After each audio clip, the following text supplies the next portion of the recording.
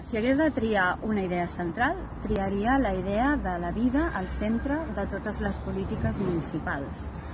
Perquè és cert que hi ha determinants de salut o aspectes de la nostra salut que no podem modificar, però n'hi ha d'altres que sí que són modificables si les acompanyem de bones polítiques.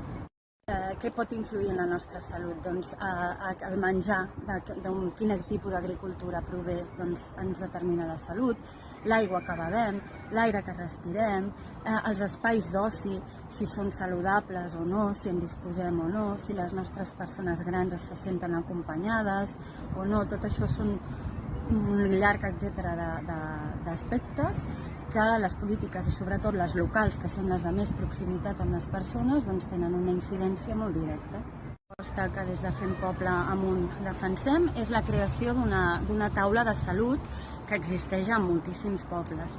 Una taula de salut és aquell aspecte comunitari, és un espai comunitari on intervenen des de tècniques des de l'Ajuntament, associacions, veïnes, ciutadans, autònoms relacionats amb salut, que el que fan és cohesionar una mica totes aquestes polítiques municipals que s'han de fer en termes de salut per tal de treballar-les conjuntament.